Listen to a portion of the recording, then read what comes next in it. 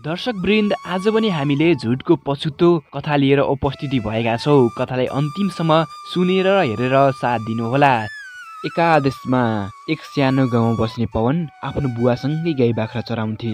बुवा भने एकदमै इमान्दार हुनुहुन्थ्यो, तर पवन सानोदेखि बदमास थिए।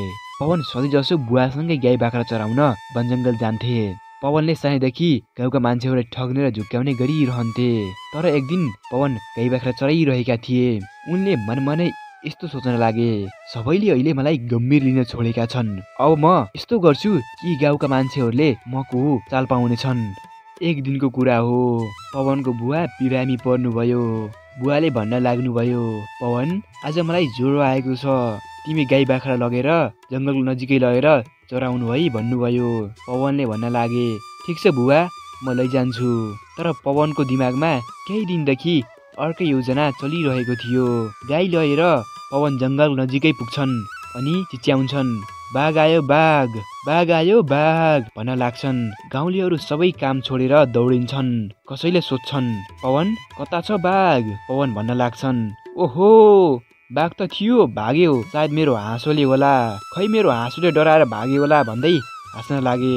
गाउँलेहरू एकदमै रिसाउँछन्, फेरि यस्तो नगर है, हामी सबै तिमीलाई बचाउन आएका थियौ, तिमी झुटो बोलेर रमाइलो गर्नु राम्रो होइन नि भन्न लाग्छन्। तर पवन, रमाइलो लाग्छ मलाई भन्छन्। दोस्रो दिन पनि पवनको बुवा बिरामी भएर पवनलाई गाई बाख्रा लगेर वनजङ्गल चराउन जाऊ भन्छन्।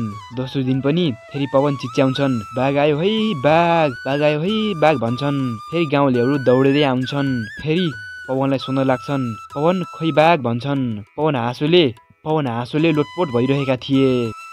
अब त साँच्चीकै पवनलाई गाउँलेहरूले गम्भीर लिन छोडिसकेका थिए। अब त लाग्छ पवन सत्य बोले पनि अब एक्लो हुनेछन्, गाउँलेहरूले साथ दिँदैनछन्। अब लाग्छ पवनलाई गाउँलेहरूले विश्वास गर्न छोडिसके।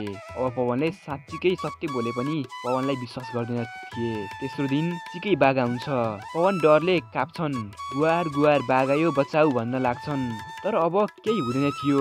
गाउँलेहरूले पवनलाई विश्वास गर्न छोडिसकेका थिए। पवन रुँदै चिच्याउँदै रुखमा चढ्न लाग्छन्। गाईहरू डरले भाग्न थाल्छन्। केही गाईहरू त बाघको आक्रमणमा पनि पर्छन्। पवन धेरै चिच्याएको सुनेर बिमारी पवनको बुवा रुन्ची अनुहार लिएर जङ्गलतिर आउनुहुन्छ। बुवाले भन्न लाग्नुहुन्छ, गोपी, तिमी ठिक छौ है? हाम्रो गाई तिनै त हाम्रो जीवन थिए। गोपी रुँदै भन्न लाग्छन्, माफ गर्नुहोस् बुबा, मलाई धेरै पछुतो भएको छ भन्छन्।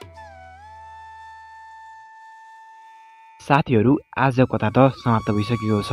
आजको कथाबाट हामीले यो शिक्षा प्राप्त गर्न सक्छौँ कि जीवनमा कहिले पनि झुटो बोल्नु हुँदैन। हुन त तपाईँहरूले झुटो बोलेर केही समय आनन्द र रमाइलो लिन सक्नुहुन्छ, तर तपाईँलाई जहिले पनि कोही मानिसको आवश्यकता र खाँचो पर्छ, त्यति बेला तपाईँहरूको विश्वास गुमिसकेको हुन्छ। आजको कथा तपाईँहरूलाई कस्तो लाग्यो? जस्तो लाग्यो त्यस्तै सल्लाह सुझाव प्रतिक्रिया दिन सक्नुहुनेछ। साथीहरू, यो कथा समाप्त भएको छ, तर हाम्रो यात्रा अझै बाँकी छ। कृपया यात्रालाई यहीँ रोकिन नदिनुहोला। यात्रा अगाडि बढाउन चाहनुहुन्छ भने कृपया भिडियोलाई लाइक, कमेन्ट, सेयर अनि च्यानललाई सब्स्क्राइब गर्नुहोला भन्दै आजको यस भिडियोबाट म बिदा हुन्छु। तपाईँहरूको बाँकी समय भने शुभ बितोस्।